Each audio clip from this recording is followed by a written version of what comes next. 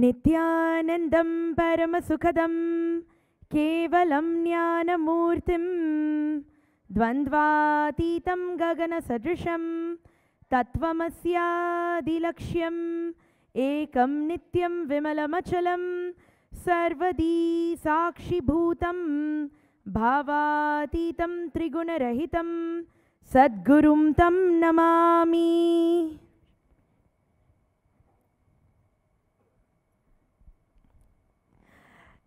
Nityanandam everyone, very warm welcome to today's Ask the Avatar with His Holiness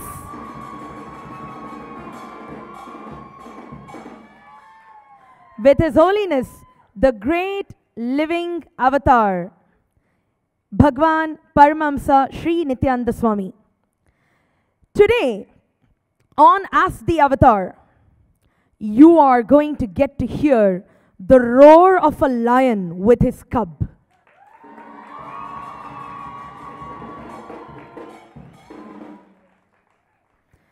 I've been getting a lot of feedback from people around the world.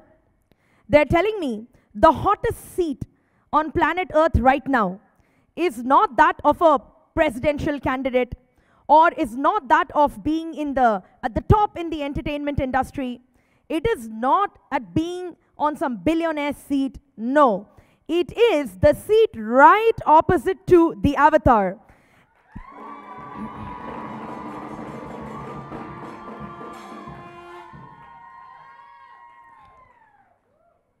In every Ask the Avatar, a beautiful alchemy happens.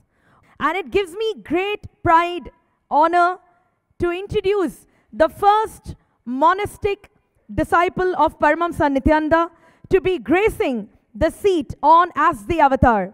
Her name is Ma Nitya Jnanatmananda Swami.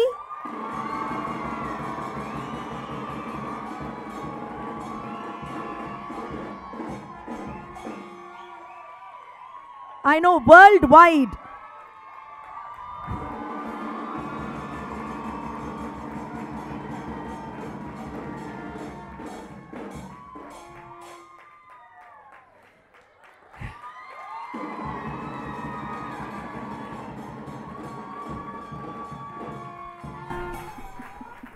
Yes, as I'm seeing this image, it really does look apt. The mighty lion and his equally mighty cub.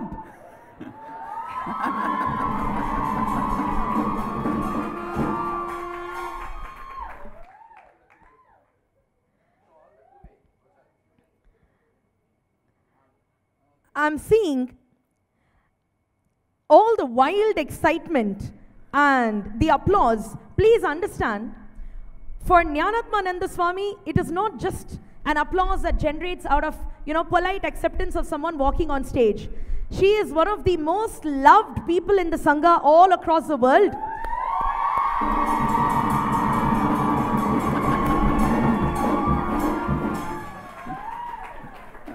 Most sought after.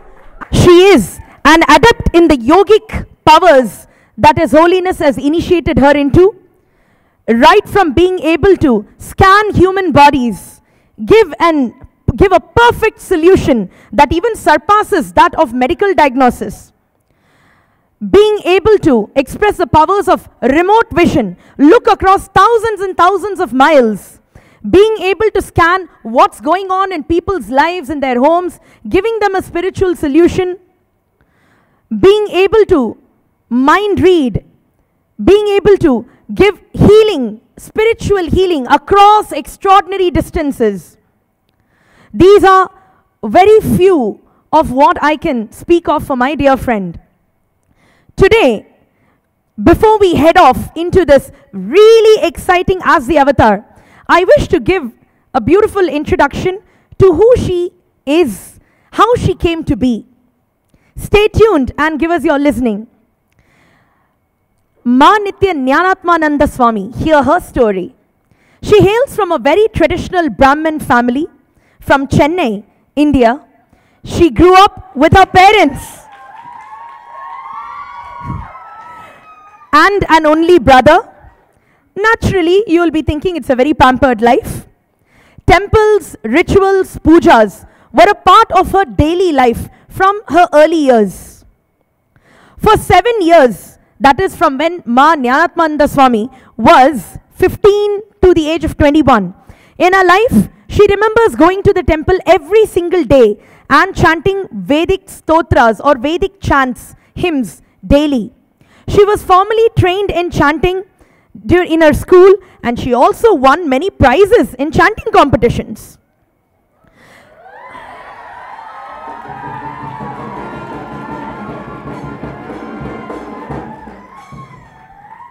From the time she realized herself, she knew she was a devotee of Lord Shiva, and Shiva was the only God that existed for her. Little did she know that she was going to be living around him after a few years.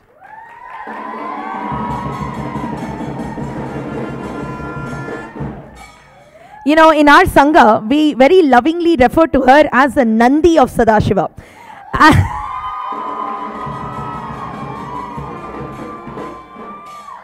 Because wherever Swamiji is, she's sitting right there, precisely in the position of Nandi with an unobstructed view.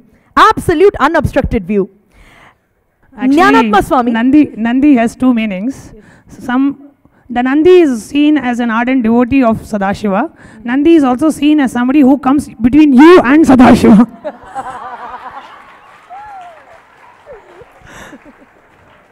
So I would like to stick to the earlier cognition of Nandi, not somebody who's coming between you and Swamiji. I think she was really compelled to give that clarification to all of you, to not leave any doubts as to which category of Nandi she's fitting into. Let me introduce her further. Jnanatma Swami, Ma Nitya Jnanatmananda Swami, she excelled in academics without any kind of struggle. She was a consistent school topper. Did her undergraduate from a top university in India called BITS Pilani, and she was a university second rank holder in her master's degree in computer science, graduating from the North Carolina State University in the US. Subsequently, she also took up her dream job as a software developer at Microsoft at Seattle. Life was pretty much going on as expected. Successful, young, having everything at your fingertips, until life gave a wake-up call in the form of her marriage. A marriage. I'm getting a lot of reactions to that. Wake-up call in the form of a marriage which lasted precisely less than 3 months.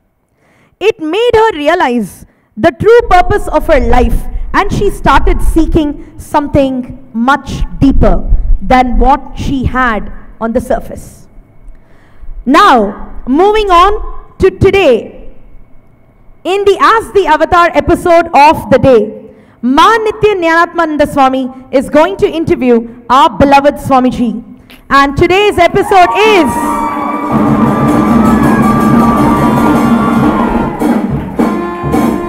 Today's episode is Roar of the Lion with his Cub. See, you might all be wondering why from the beginning we're saying Roar of the Lion, Roar of the Lion. For people who are watching us for the very first time, you are very new and you have not heard of the delightfully delectable story of the lion and his cub that was expounded on by Swamiji himself. There is something that you need to watch before we enter today's actual episode, where Jnanatma Swami places her questions on behalf of the world at the feet of the Avatar. What is the relation of the lion and his cub? In today's Ask the Avatar, we'd love for you to watch a beautiful video which explains the title and the spiritual context behind today's episode. There was a lioness. She was pregnant, about to deliver. But she is hungry. She only has to work and get the food. So she went for hunting. When she jumped to attack a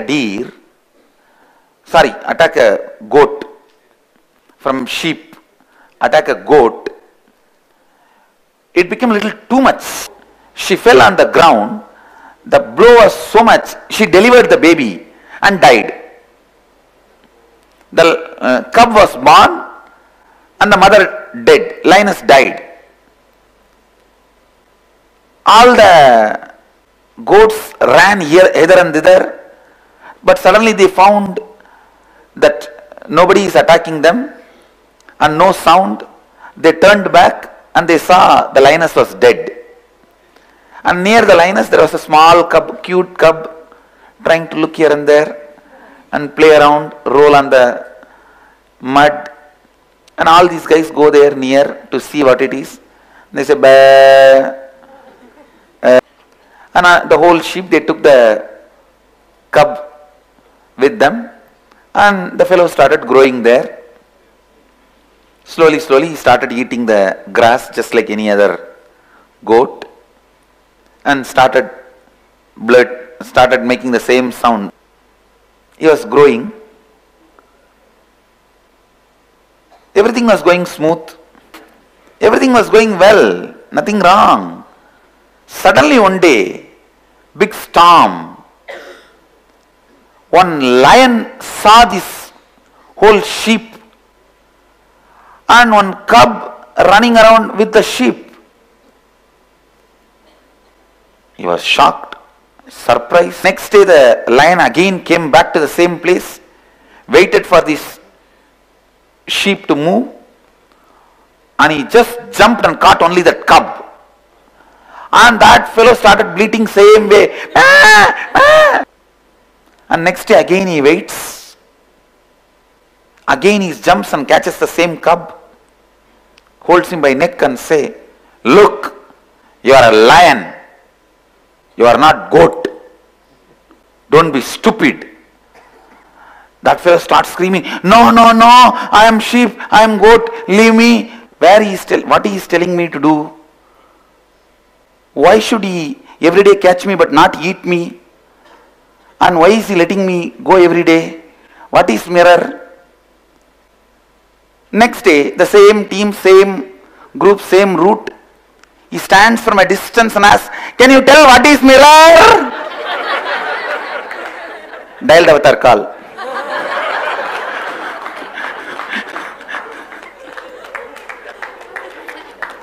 Mirror, you can't get in the forest. Go and see in the river water or in the pond water. In the silent night. That is the only thing you can do. Means blessing. I'll make it happen. Any way you want. The fellow from there itself runs. Doesn't want to come near. Runs. By now, the touch 2-3 times has made his biomemory believe he's a good guy. The lion says, all right, come on, ask the questions. Give the mic to him.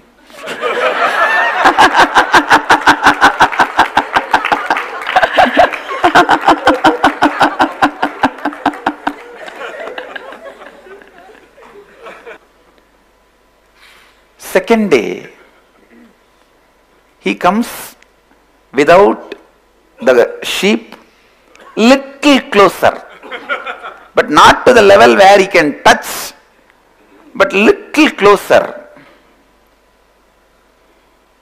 and says, I think I trust you that I brought something. Lion asks, smiles and asks, what did you bring?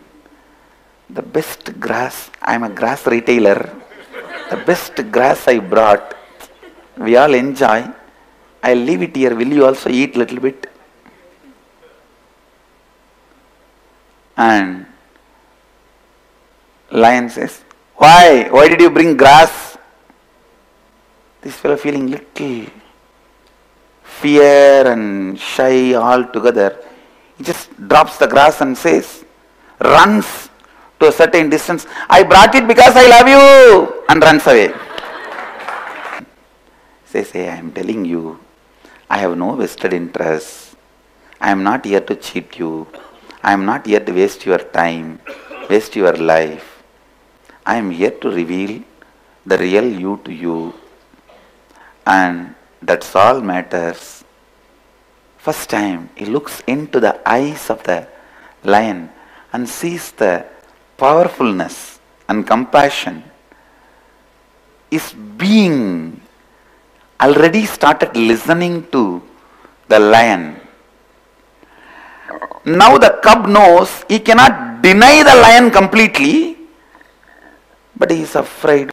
What will happen to my mother, father, and so many other things I left? Today, he comfortably sat next to him, and it was very nice feeling without the crowd disturbance.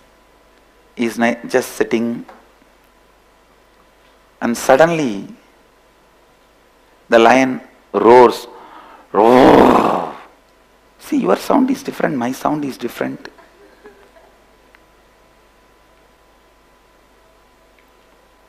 Lion says, don't worry. Wait. Come for a few more days. No. Maybe you are telling right, but that is not right for me. And lion says, okay, come back tomorrow. And then again next day. Now the lion feels responsible. He just catches him by the neck. The cub is not completely frightened that he will be killed, but he feels, hey, why are you catching me so? Leave me. And lion has kept a mirror, and it just puts the mirror. Look who you are. Oh, that is your photograph?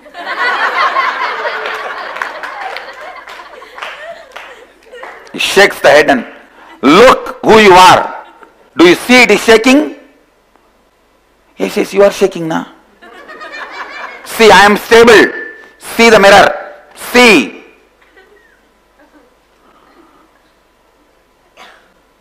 I am only shaking.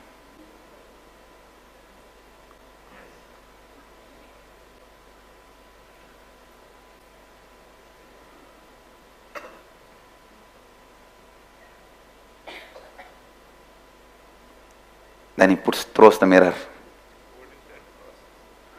Turns. Look into my eyes. The moment both eyes met, merged. Awakening of the third eye. The fellow roars, yes, it is me. Both go for a walk. Evening walk in the banks of Ganga.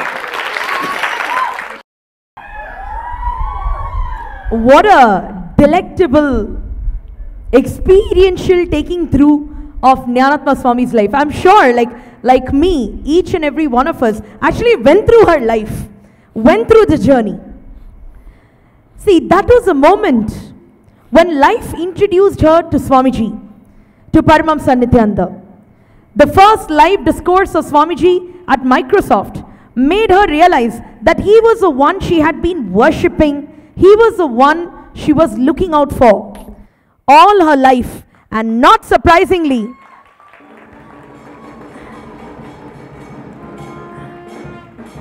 the discourse changed her course of life. One discourse led to another, and in a short while, she found herself as one of the Pujacharyas, that means a priest, and a core volunteer of the Nityananda Vedic Temple at Seattle.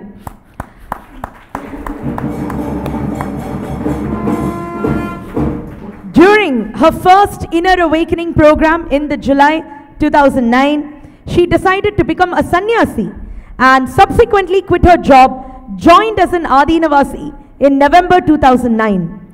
She was then in charge of the Human Resource Department to start with and moved on to coordinating the ever popular master program called the Inner Awakening Retreat. She has been the Inner Awakening coordinator for more than 42 inner awakenings.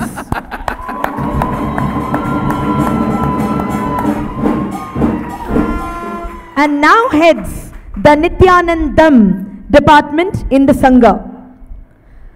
Speaking about her initiation into Purna Sannyas, Ma Nitya Jnanatmananda Swami got initiated into Purna Sannyas on the auspicious day of Mahashivaratri on the 10th of March 2013. Since then, she has dedicated her life and beyond to Nityananda, the Master, Nityanandam, the Master's teaching, and Nityananda Sangha, the community, the enlightened community created by the Master.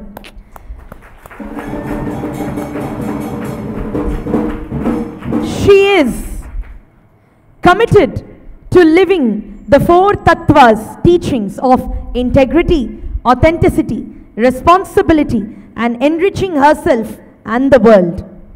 Well known among all the devotees and disciples as a favorite of Swamiji and as a favorite of Kala Bhairava, the Lord of Time.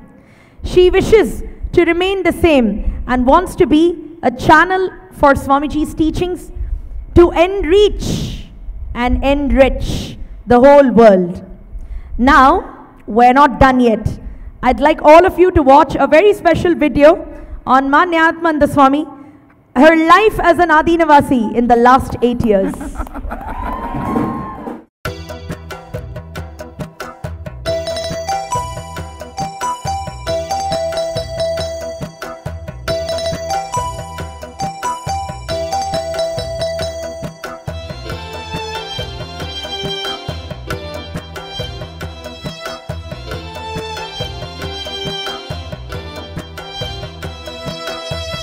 Sharanam Paramahamsa Nityananda Sadguru, Sharanam Paramahamsa Nityananda Sadguru, Sharanam Paramahamsa Nityananda Sadguru, Sharanam Paramahamsa Nityananda Sadguru, Suvarna Padmini Tatanta Divya Harmya Vasine, Suparna Vahana Priyaya Surya Koti Tejase, Suvarna Padmini Tatanta Divya Harmya Vasine, Suparna Vahana Priyaya Surya Koti Tejase, Aparnaya Viharine Dhanandharendra Dharine, Sada Nityanandaya Te Nityanandaya Shambhave, Aparnaya Viharine Dhanandharendra Dharine, Sada Nityanandaya Te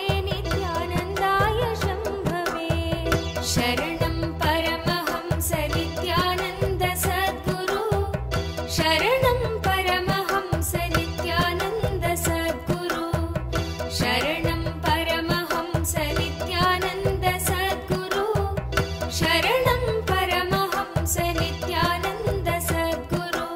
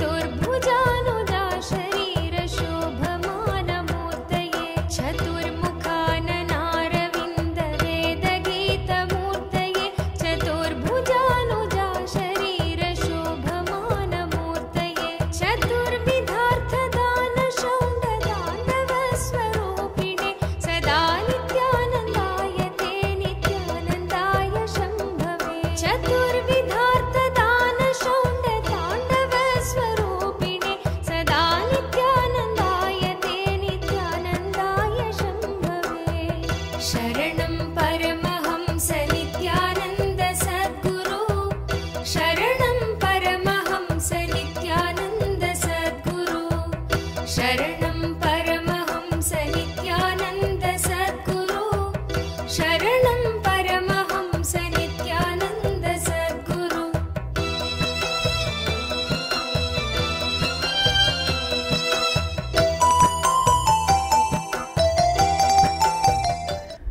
नित्यानन्दं परमसुखदं केवलं ज्ञानमूर्तिं द्वन्द्वातीतं गगनसदृशं तत्त्वमस्यादिलक्ष्यम् एकं नित्यं विमलमचलं सर्वदी साक्षिभूतं भावातीतं त्रिगुणरहितं सद्गुरुं तं Namami. First, I want to start off with expressing my immense gratitude for Swamiji himself.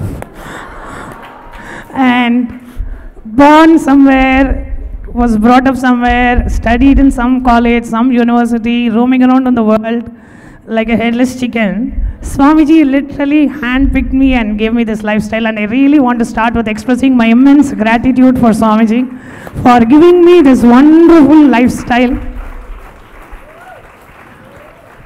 Because I don't know how many people are there in the world who are jealous of their own lives. And I can say very proudly with all integrity and authenticity, I am really, really jealous of my own life, the life that Swamiji has blessed me with, and I can only offer it as a gratitude at Swamiji's feet. Nothing else. Because sometimes when you are given the best life possible on the planet Earth, you yourself sometimes do not realize, and it was such a huge wake-up call for myself this morning when I was just going through all these pictures, looking at all the opportunities that Swamiji has given me, and I'm putting it on record that absolutely no qualification on my side. In spite of all the troubles that I have given him, that Swamiji has gifted and blessed me with this lifestyle, and it is just, it is nothing but a pure blessing from Swamiji. Nothing else. Nothing from my side at all, but just a pure blessing from Swamiji, who decided to handpick me for whatever reason and kept me around him for the last 8 years, literally living at the feet of Swamiji.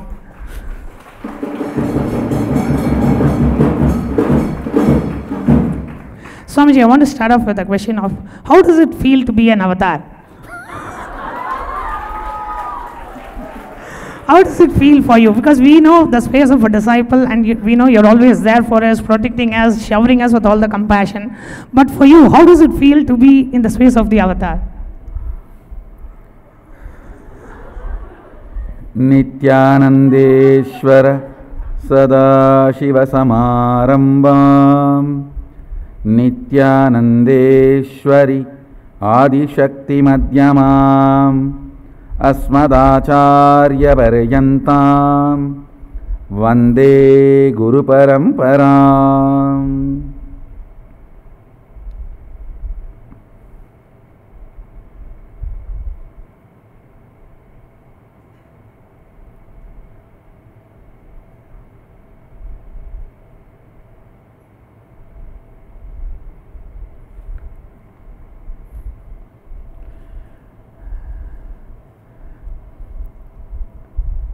How does it feel to be an avatar?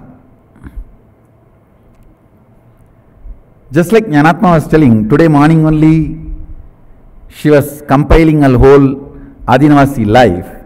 Now only I am compiling. How does it feel like to be an avatar?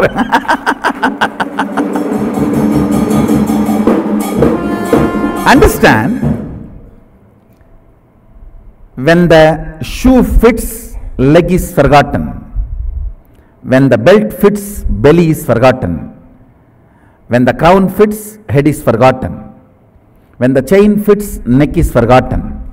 If something is remembered, only then it is not fitting. Only if it is not fitting, it is remembered. When she says, only today I am remembering the Adinavasi, she has fit with the whole thing. That is why it is not remembered. When she asks, how does it feel to be an Adinavasi? When she asks me, how does it feel to be a incarnation? Only now I am looking back, how does it feel?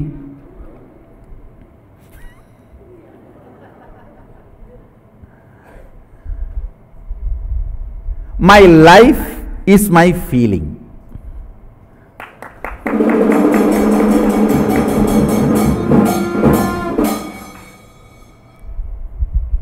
How it feels to be an incarnation,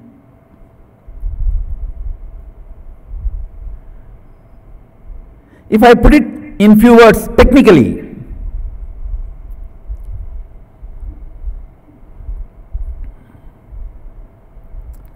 it's like morning. Somewhere in the Kailasa, almost zooming out few trillion kilometers away or miles away, and I don't know how many, you can't even equate it with any trillion billion miles, and then slowly opening the eyes and seeing, oh, planet Earth. Yes, okay, India, all right, Bangalore, yes, Bangalore Adinam only, banyan tree is there, come on, okay, room, quarters, and then, hey, what happened in the Sacred Arts? 3 deities are supposed to arrive. Jnanatma ready for the class. Ask what time my session. It is like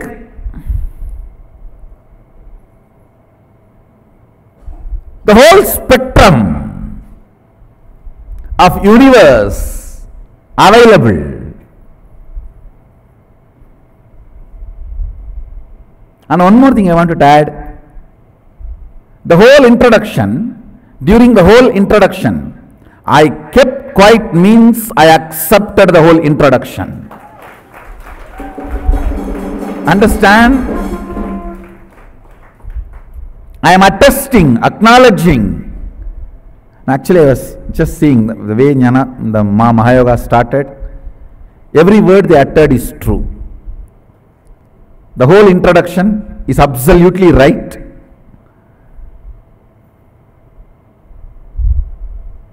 When a person who sits with me for so many years, when she asks, I will have to reveal as it is.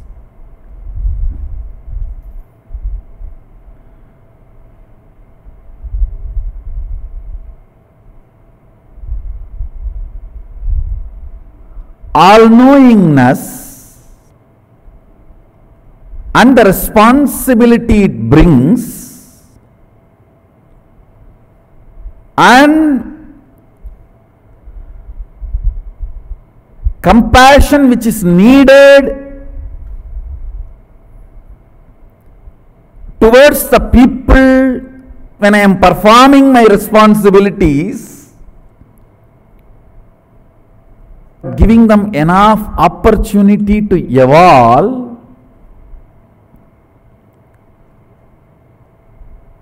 This whole different tunes and rhythms of the cosmos. One side, the enormous powers available at the disposal, just free will. The other side, enormous responsibility.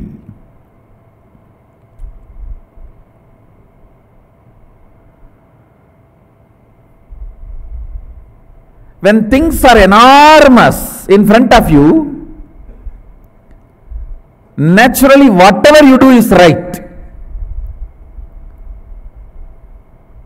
See, it is very easy to live with an atmosphere where whatever you do is wrong, People blame, so you can just keep quiet without doing anything. But it is very difficult to live in a space, whatever you do is right, then you have to do everything right because you are responsible.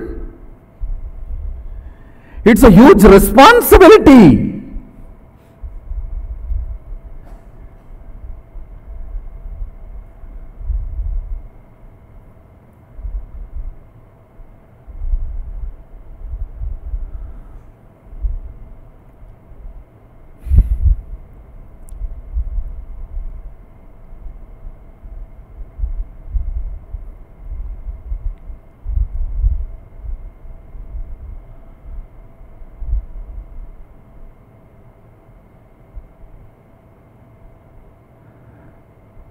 To be precise, let me put it in a precise few words, map it down to the language which you guys understand. Cognition of the whole cosmos, Mahasadashiva,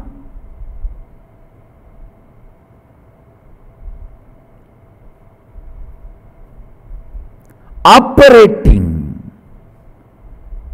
using this body and mind and this system.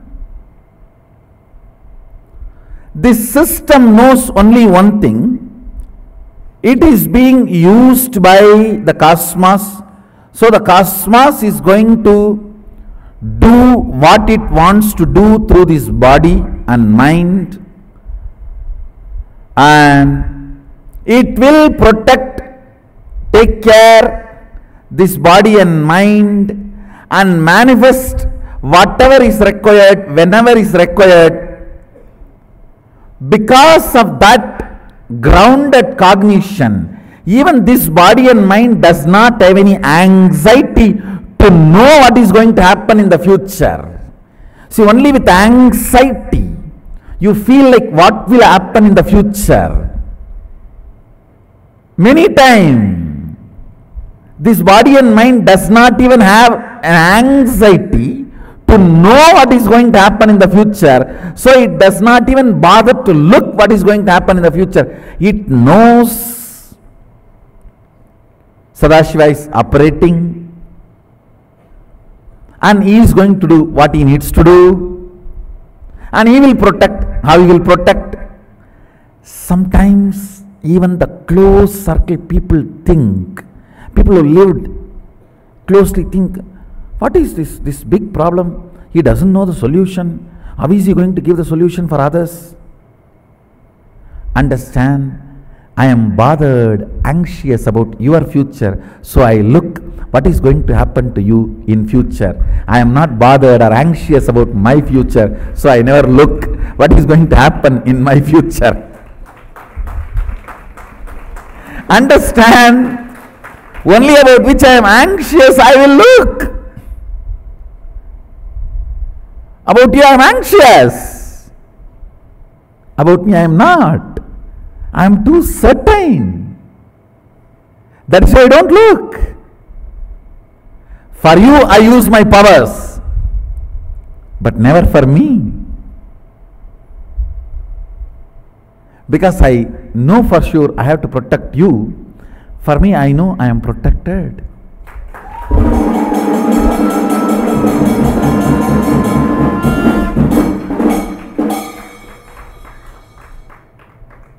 This grounding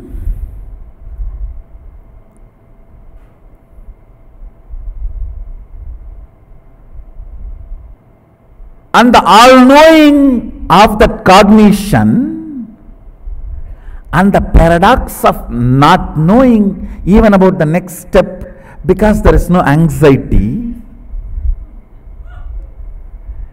Understand, all-knowing Sarvanyatva, because it is so well grounded in that Sarvanyatva, not interested in peeping out of the window and looking what is going to happen tomorrow.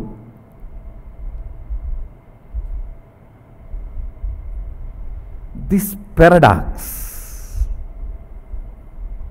or I should say this union of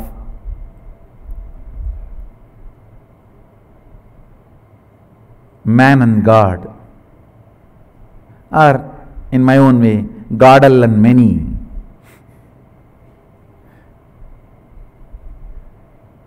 the paradox of this mixture of all this is what precisely is Nityananda.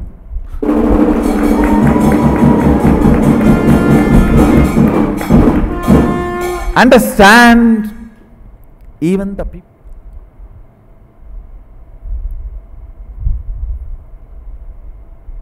Understand,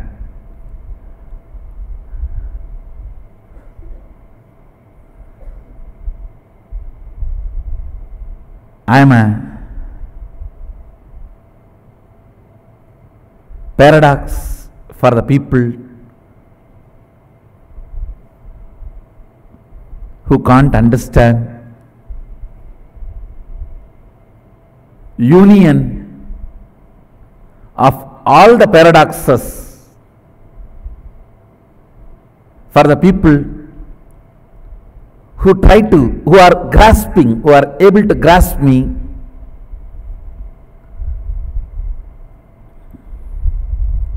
completion of God and man, who try to receive something from me,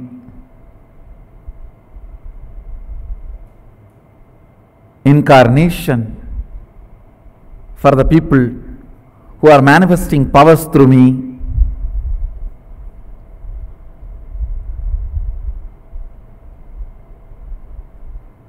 ultimate, for the people who are feeling completely empowered by me. Whatever the other's image is posed on me, imposed on me, or superimposed on me, the precise inner image I feel and the outer image I wanted to project is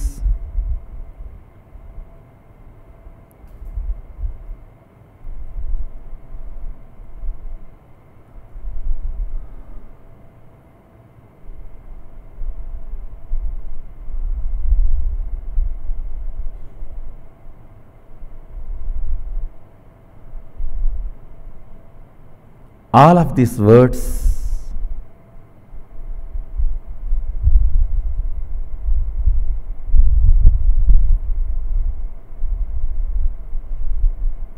and a huge component which cannot be verbalized.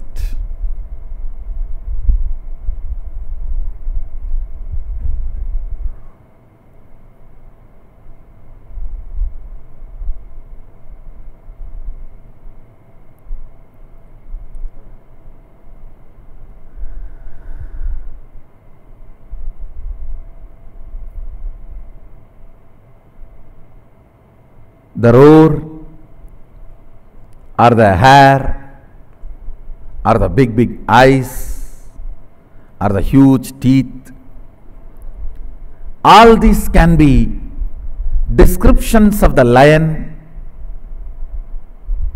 by others. It can only be others' image.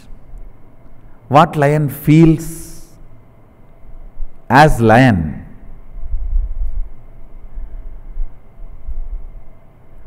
how can it be described? I can go on and on and on. To be sincere and integrated,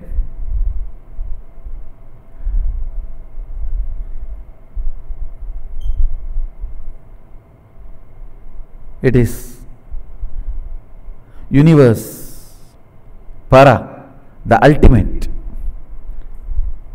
operating through this body. That's it.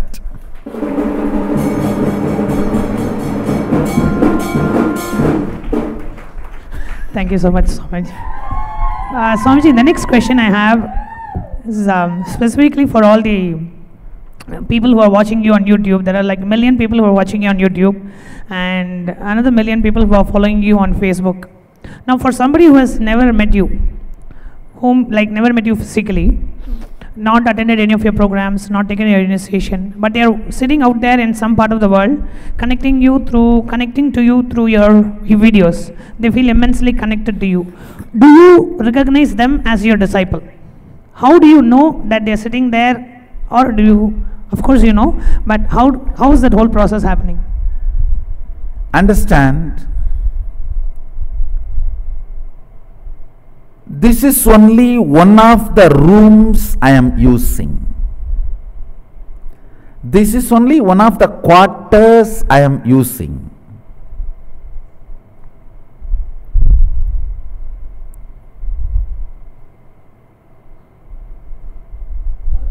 Just like Bangalore Adhinam as one of my quarters and many other Adhinams as my quarters, as on now I am using only Bangalore Adhinam quarters, does not mean that is only mine. All the other Adhinam quarters is also mine. Same way, this body which I am using is only one of my quarters. When you say, people who have not met me physically, but listening to my discourses, watching and feeling connected, understand, discipleship is not restricted just to this body. In multiple planes, I exist. In multiple planes, I operate.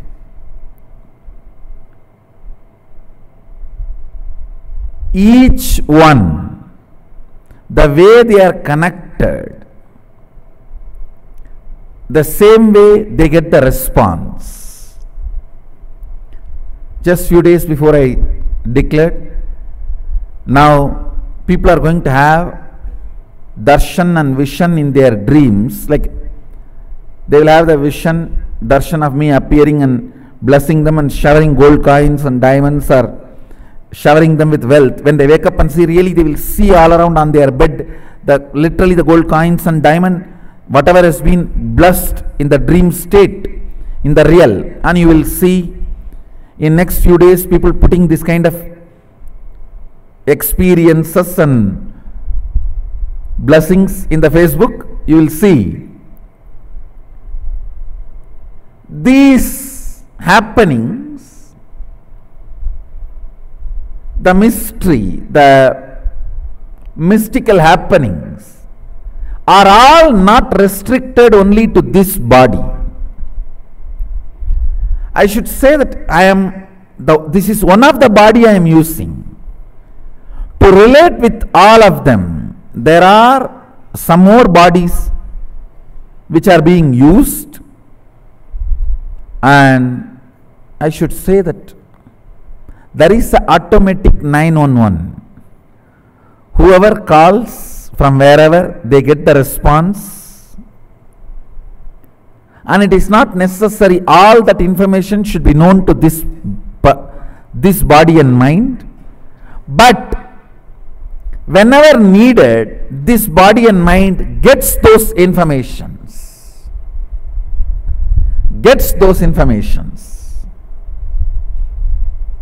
And whatever is needed gets done through this body.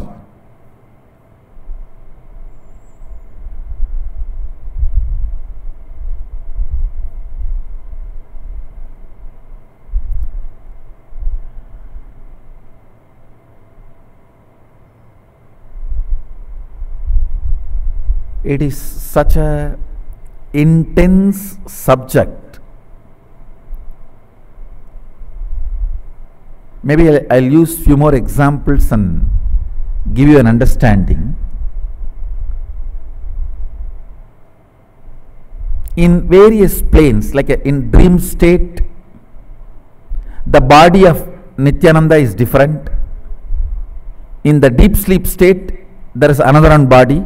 In the waking state only you are seeing this body. And Turiya, there is another one body. In Turiya Atita, there is another one body. In all those states, the bodies which are being used, they all respond automatically from the calls received in those planes. So this body is only one of the centers I am using. That is why when people call, pray, automatically they get the response. When it is brought to me, I download what has happened during that time and give them extra information, that's all. But I myself, this body and mind does not necessarily need to be involved during the prayer or the answer. Action and response happens without even this body and mind knowing or getting involved. So wherever you are, understand, and you are calling this form, this name, feeling connected, immediately Sadashiva responds. Understand, this form and the name is the gift to the universe by Sadashiva. I am also enjoying it like you are all enjoying it.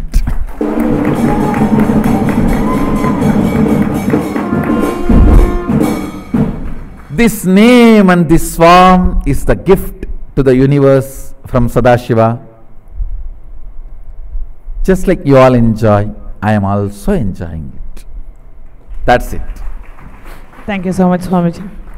So, my next question is, over the last few years, I've had multiple opportunities to connect a lot of the people who would like to come for Inner Awakening or any of our programs. Now, Mahasadashivoham. Yesterday we had the Dial the Avatar. Now, during the Dial the Avatar, a lot of people who are like aspiring to attend Mahasadashivam got your blessings. And for some of them, you said, okay, you will manifest the money in 15 days. For some who are saying, like the family is objecting, you're saying, okay, I will take care of it, they will not object. You'll be able to make it. And some said, okay, I have a health concern, for whom you said, I'll take care of it. So after you actually give the blessing, what happens behind the scene? How does the family member's mind change? How does they manifest the money? And it does happen. I've seen thousands and thousands of examples where the minute you say it happens, I've seen what you say and I've seen the end result. But how do we connect this? What happens behind the scene? So Jnanatma is asking the business secret.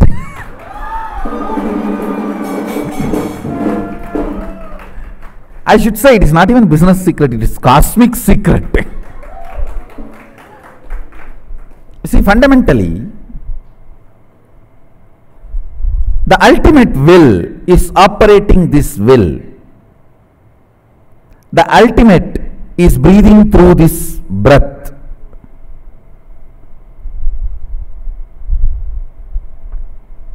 When a word comes from this,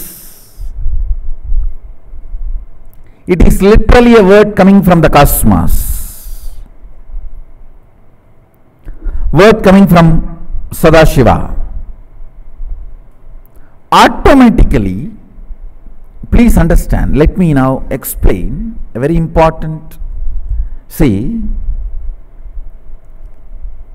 feeling you are one with the universe and operating as one universe. Understand this too. Feeling you are one with the universe and operating as one universe. Operating as one universe is Sadashiva. Feeling one with the universe is Nityananda. Operating as one universe is only operating as Nityananda. Please understand. Feeling one with the universe is Advaita. Operating as universe is Sadashiva. It is neither Advaita nor Dvaita. There is no Vaita here. Feeling one with the universe is Advaita. Operating as universe is Sadashivatva. When a word is given, immediately it gets into that space of operating as universe, and it goes through certain processes like a certain check and balances. It just sees the person to whom it need to reach.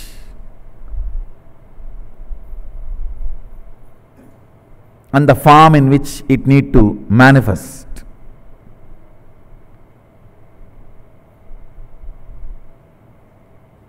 For example, if somebody asks, Swamiji, my family is not accepting, that word family does not have a meaning which all of you have, a common meaning, like his wife or his daughter or his son. No. In his mind, he is remembering, is keep not accepting. What he remembers in his mind, that is the meaning. So that the words he utters does not have it is not taken from the social Oxford English Dictionary meaning. It is taken from his context. The way, reason why he is asking. So it goes through that check. And then the result reaches him. Sometimes he is asking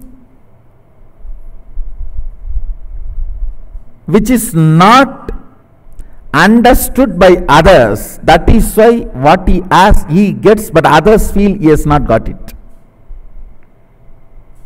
Nobody, I tell you, now I am giving you an important secret. Anybody who asks and gets Tathastu never goes without getting it. That is why not a single individual comes and says, I asked, I did not get. They always come and say, everyone asks, everyone gets it or what? Why are you bothered about it? You try.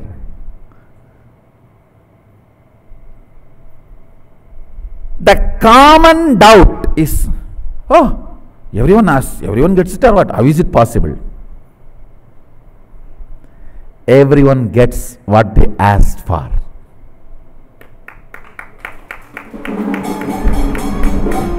Somewhere if you feel somebody did not get, that is yours. Try to drill that person. He will say, I got what I want.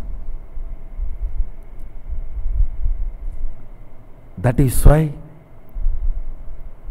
such large number, whether through prayers or programs, goes on coming, goes on saying they are getting, and goes on coming back again. I don't think any other program on the planet Earth is repeated by such large number, percentage of attendees than other than Inner Awakening. You should know the percentage of repetition. Almost above 80% of the people do second. 80% does second. And at least 70% comes for third time. It's not a joke. More than 80% of the people come for second time. That's a testimony. That is a testimony.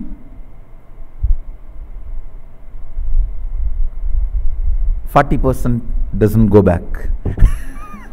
That is next. Some people move but don't leave. Yes, some people move to their home or their workplace. They don't leave. Moving is different, leaving is different. This whole two-way video conferencing, the faces almost, you see, it's like if they put even a photograph, I will not be able to find a difference because I see them every day. All of them may move, but they don't leave.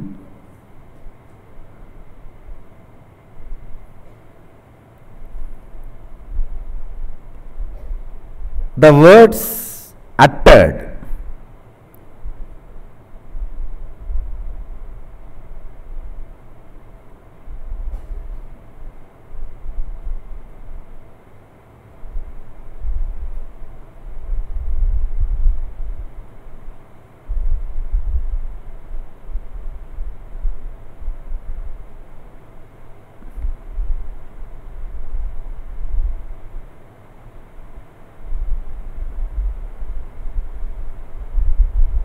are pure Satya Sankalpa.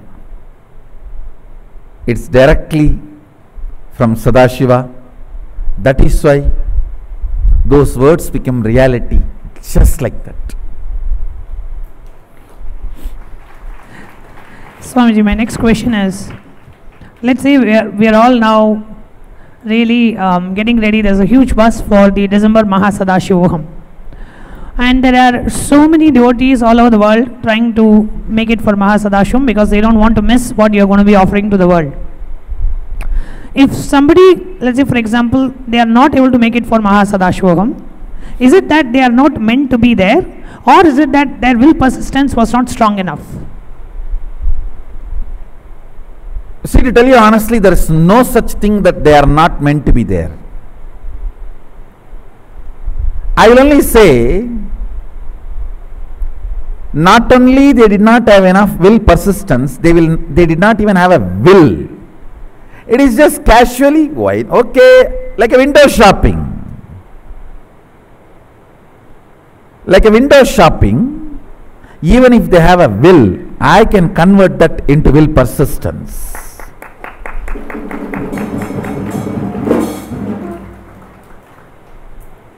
I am embodiment of persistence.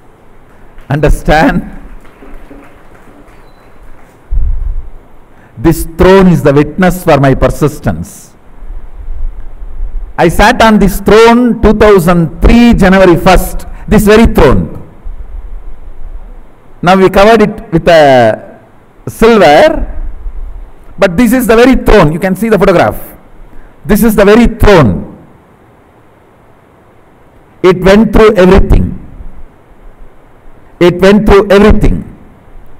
It went through ups and downs and fires and accidents, sometimes transfer, everything. And now fully shining in silver coating, finally it won.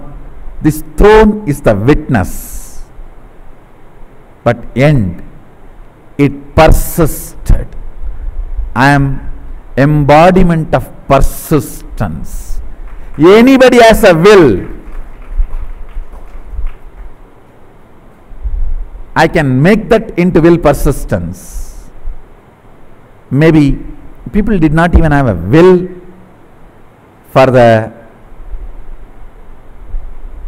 manifestation to happen. I should say, even if you have a will, I'll convert that into will persistence and make you manifest as reality. When I am declaring, I am Sadashiva, I am not declaring as my glory. I am declaring this as your possibility. I am not declaring as my pride. I am declaring as your possibility. When I am declaring your possibility, I am shaking many of your insecurities. And many people want to be in their cozy, comfortable zone. Few days before in the satsang I said, the biggest risk is introducing to humanity their possibility. When I am talking about your possibility, the first response you give is cheating. Understand, if I say the whole world is doomed, it is going to be destroyed in 2020 and there is going to be a huge destruction, natural calamity, economical collapse, and the world is doomed and gone, everyone feels, they believe so strongly. That's why many religions run on doomsday. They go on postponing the doomsday. First it was 2000, then it becomes 2012, now they are postponing it into 2021. But their survival is doomsday. Because that is very believable. Destruction, negativity.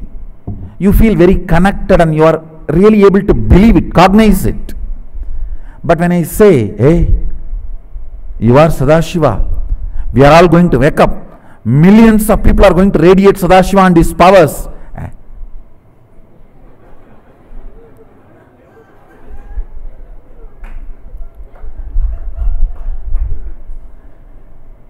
See, if I say visually about the doomsday, there is going to be a huge tsunami and ships are going to land on Statue of Liberty and one is going to land on White House and one is going to, and you can visualize, and only that is the reason those movies are so popular.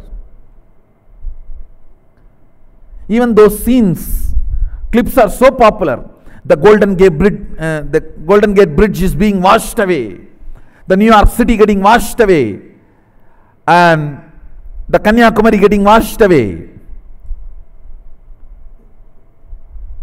Everyone enjoys those clips because in depth they feel it is possible. Yes, yes, yes. It's going to be reality. Very connecting. But when I say millions are going to wake up to Sadashivatva and going to manifest all the powers, even though I have already established at least few people manifesting, it doesn't look like a possibility. Every level, it is always dealt with the load of impossibility. Every proposal of the higher possibility is dealt with the load of impossibility by the humanity. Understand,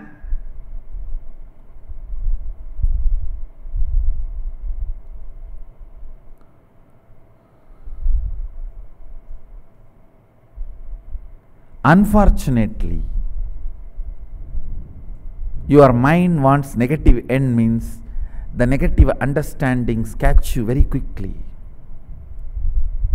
When there is something great is proposed, presented, many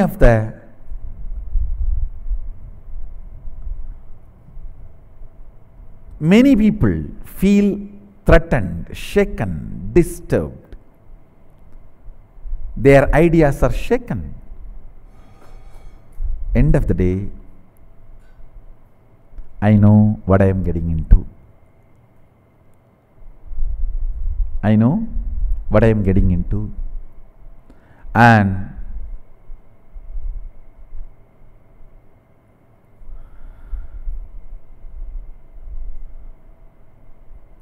I know the human beings. I know the humanity. I know the planet Earth. With that clarity only, I came down.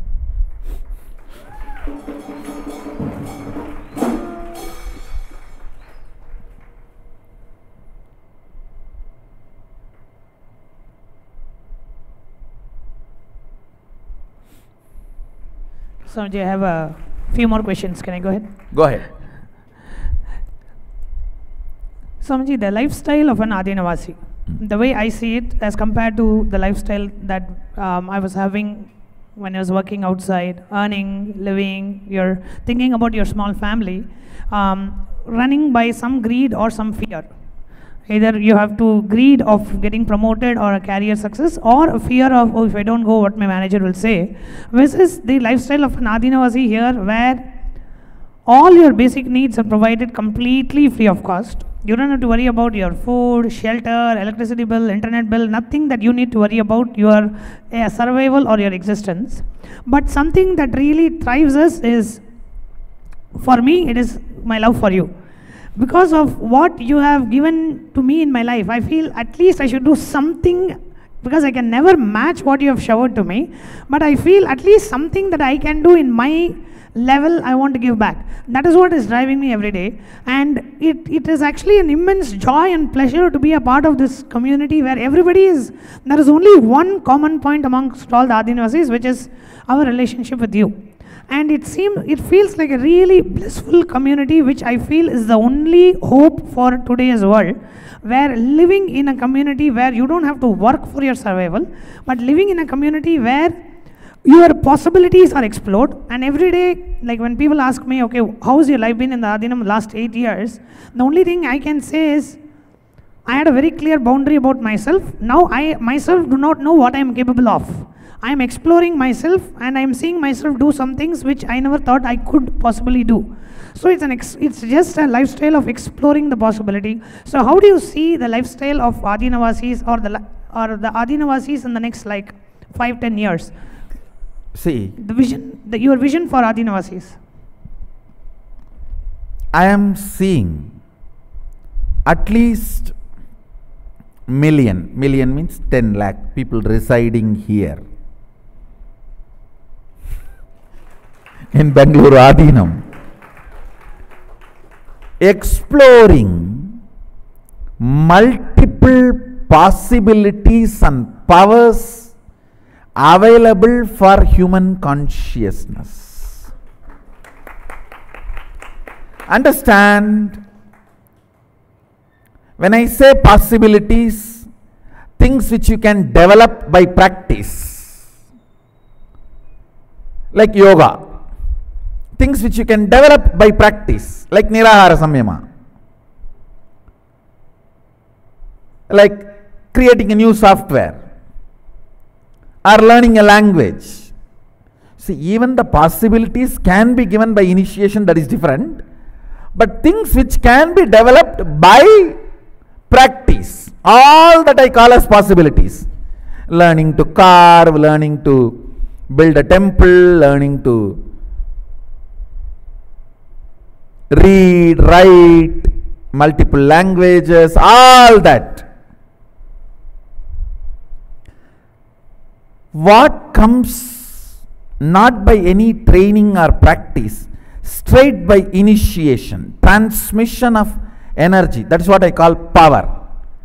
The Shakti, transmission of Shakti. I am looking at this place in next 10 years, million people residing, exploring various possibilities and powers which is available for human consciousness and sharing it with the whole world. In the field of medicine, the field of agriculture, the field of clothing, jewelry, construction, spiritual thought currents, education, teaching, yoga, Ayurveda, and dance, music, what not. I am looking at this place as a real universal city where multiple branches, people are exploring all the possibilities and powers available to human consciousness and making it as a reality for humanity. And it is time. Humanity has wasted its time and energy enough. We wasted our time and energy enough by searching for food and shelter and basic needs.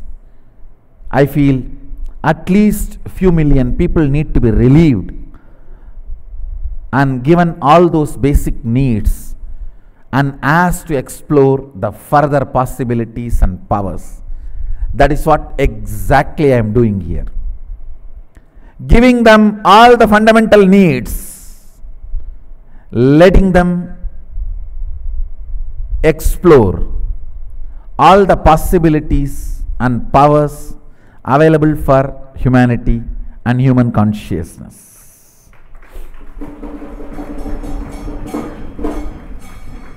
And for me personally, if I have to say, it is just the excitement of living around the avatar. An avatar who happens in 3,000, 4,000, 5,000 years, we don't even know. But just being able to live around an avatar to see how he lives, how he eats, how he talks, how he walks, how he does what he does. Because we have never had an opportunity to explore an incarnation, and when an incarnation is in a human flesh and bones and body, it is an immense joy to just live around him. Forget about anything else, just living around. If somebody asks what you do in the Adinam, I just say I hang around Swamiji. To be very frank, nothing else I do. I just hang around him, and it is a beautiful lifestyle to live like that.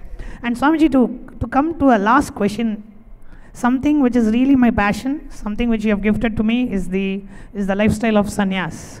I am thoroughly, I can tell very clearly, I am thoroughly enjoying this lifestyle because it is a lifestyle of ultimate freedom, where in the sense that when people ask me, how come you left your job in Microsoft, your lifestyle in America, all your possessions, how you decided to live this lifestyle, the only thing I tell them is, this is the first time in my life when I took sannyas, I am experiencing freedom. Freedom in the sense that I am not bound by anything. I am not bound by a car or a particular way of food or particular type of dress, particular type of a lifestyle, but I am experiencing, feeling what it is to be a part of your cosmic body. That is the way I envision myself, that I am one of your hand, I am one of your leg, like I am one part of your body. So for all the youth of today, Swamiji, who are running behind the sensual pleasures, either in terms of food or entertainment industry, pubs, clubs, relationships, and getting thoroughly cheated because it is not fulfilling them. And sannyas is that lifestyle which is the only way out for today's youth. Can you say a few words about that, Swamiji? See, when Jnanatma was putting this question, I can see very clearly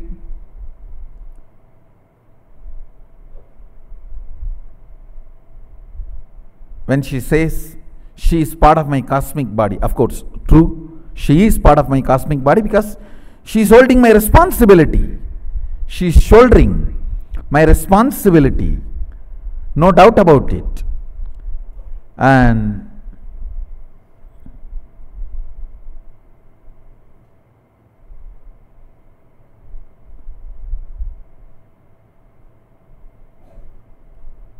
modern day youth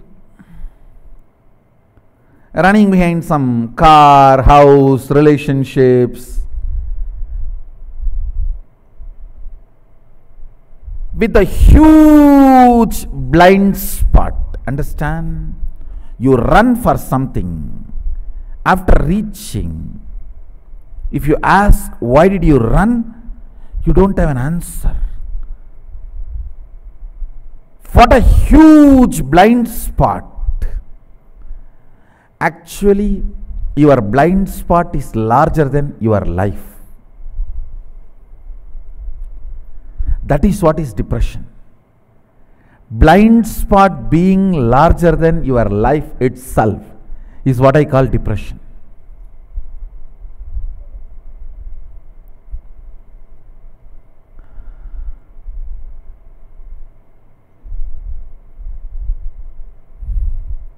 When she is putting that question, I can see very clearly. And I am also proud that I have produced fulfilling sannyasis.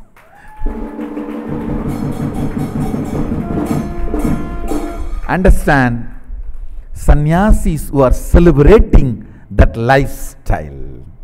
Because it is through celebration the expansion happens.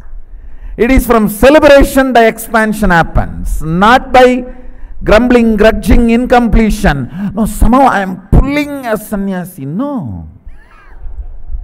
What I am saying, it is only by the people who have this matured cognition that sannyas grows. I know, I am proud.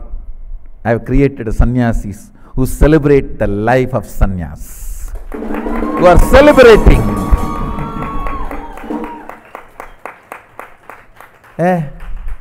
Sannyas is not just celebrating, it is celebrating.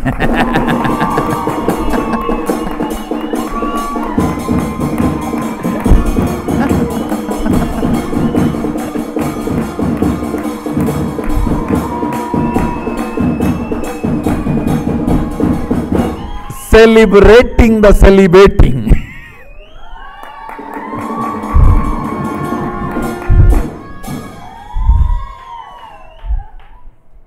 No, it is celebrating that. That is what is, I call, completion of sannyas. Completion of sannyas. Understand?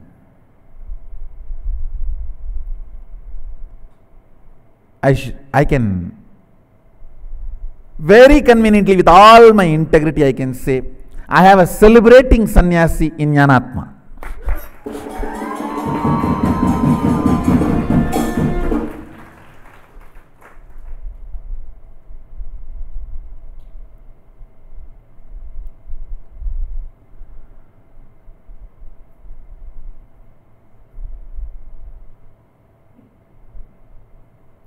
I wanted to send a message to the whole world, especially the modern day youth, by answering this question.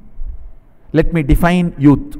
Whoever thinks your future is more important than the weight of your past, you are youth. If you think your possibility about the future is more important than the weight of your past, you are youth. That's the definition of youth. If you feel the weight of your past is too big than the possibility of your future, you are already old.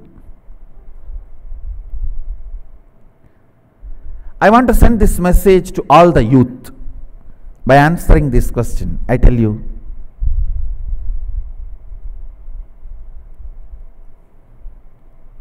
be matured. Look at the life with maturity. Forget about what is the feedback from others. You see your life. What you really want, are you moving towards that? Is every day you are responsibly behaving towards what you feel as your goal? I am not even saying change your goal. If your goal is money, change it to enlightenment. If your goal is a house and a car and a career, change it into Sadashiva. I am not even saying that.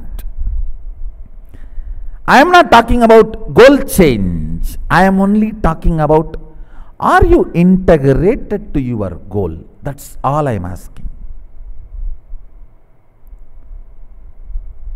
When you bring integrity to your goal, you will automatically bring integrity towards you. When you are integrated to you, you have to be with me.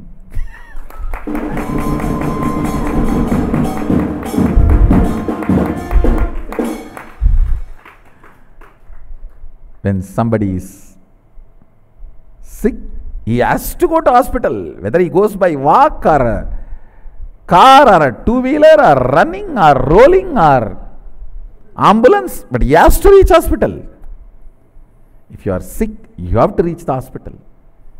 If you are seeking, you have to reach me.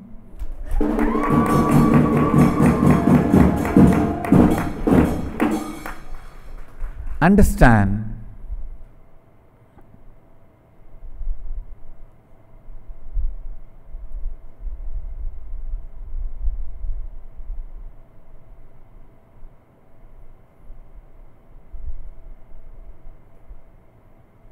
I am not even asking you to change your goal. I am only asking you, are you integrated to your goal?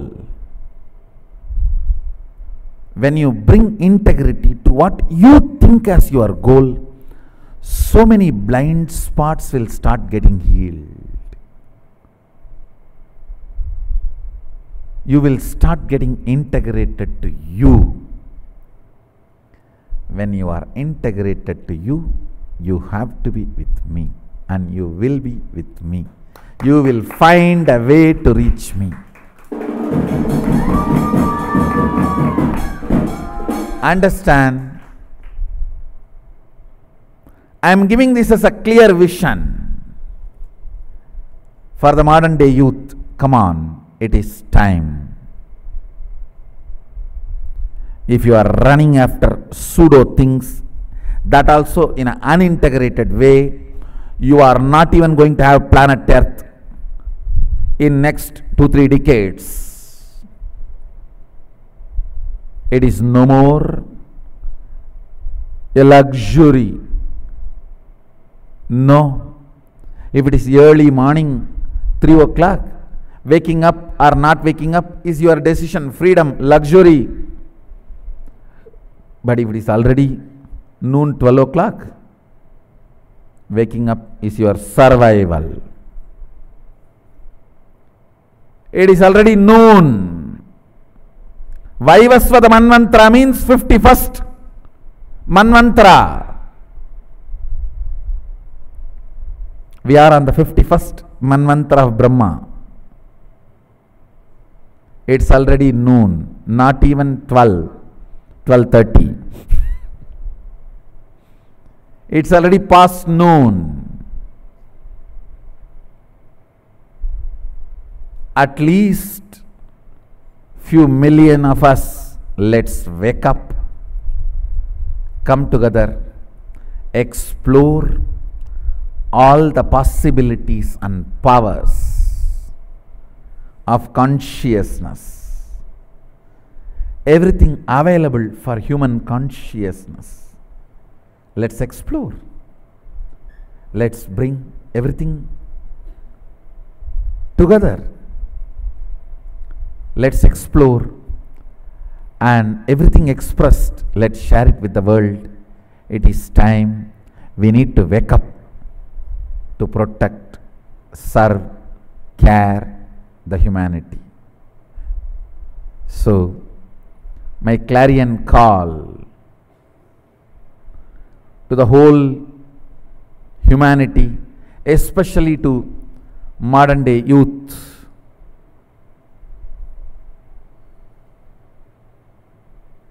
Adinam chalo.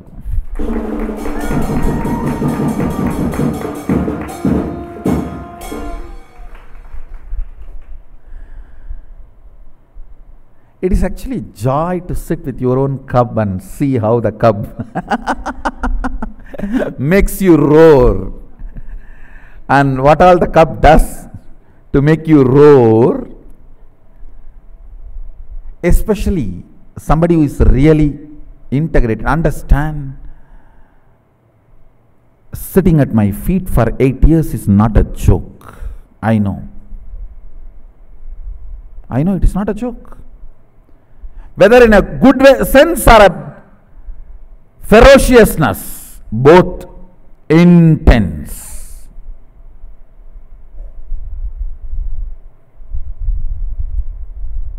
Love or care. both are intense. It is literally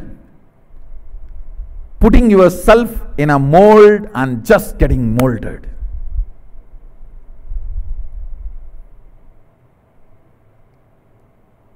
No unwanted parts are going to be left, and no tomorrow. No, can I wait for some more time? No.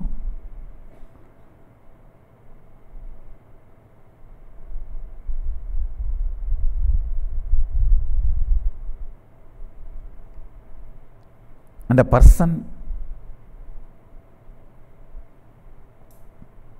who stayed for 8 years with her depth,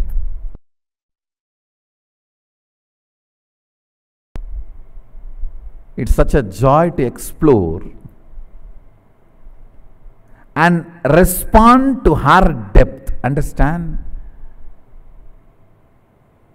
I cannot just like that answer for her questions, because for every question she asked, she would have heard at least 25 different answers from me in various inner awakening.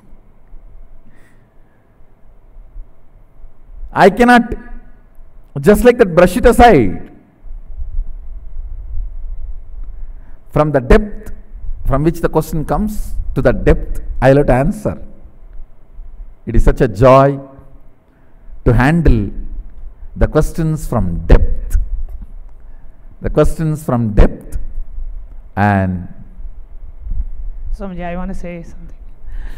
Actually, when Swamiji said it is not so easy to be at his feet, I actually feel that it wasn't very easy for Swamiji to handle a disciple like me for about 8 years.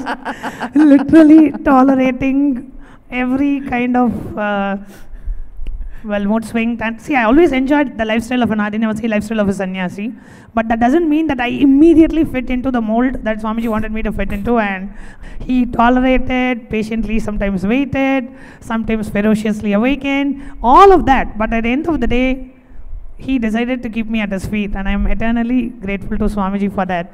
And to conclude, I really want to say, Swamiji, that in this Janma or whatever number of times you're going to come back to planet Earth or in any other plane, please always keep me at your feet, because it is too good to miss, and it is too good, and it is actually, it feels too cool to be at your feet. With that, I would like to thank you so much for giving such a wonderful opportunity for me, Swamiji.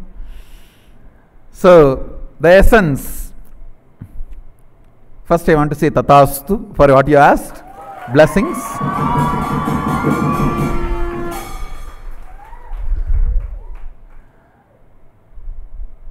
Today, when they were reading out the introduction, they said that she is an Nandi, and she said she doesn't want to come between you and Swamiji. Actually, Nandi comes in between Shiva and devotees only to protect Shiva.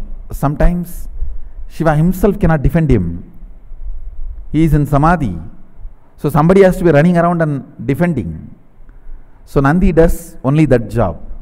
So bull, even when it bullies, it is only for Sadashiva.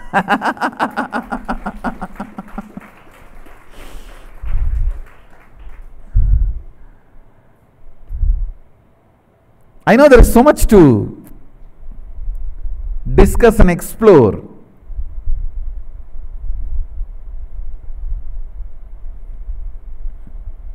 Share. The essence of today, the Astavatar series. The essence I am going to give is also the essence of Jnanatma and her character. Celebration of Guru Bhakti in the form of sannyas.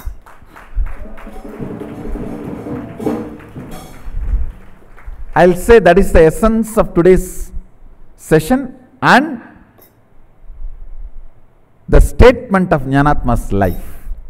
Celebration of Guru Bhakti in the form of sannyas. So I give this as a message to all And it's such wonderful.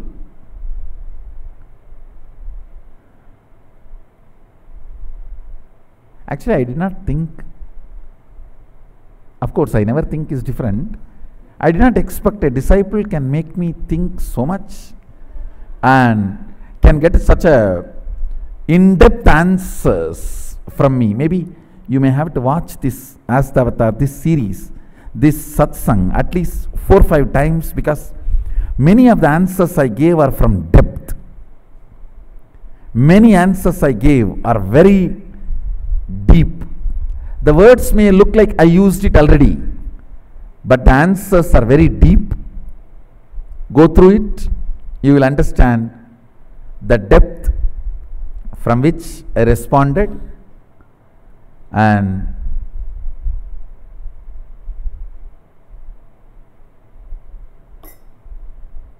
it's such a joy to respond to the cups.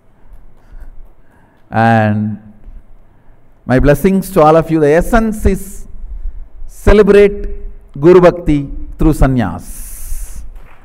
With this, I give this mantra kapu to Jnanatma for this wonderful interview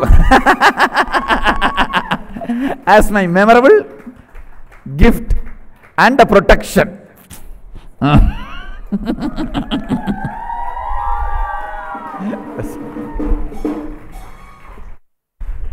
So, be blissful, blessings. I bless you all. Let's all radiate with integrity, authenticity, responsibility, enriching, causing, living. Shuddhatvaita Saivam, Sada Shivoham, the eternal bliss, Nityananda. Thank you. Be blissful.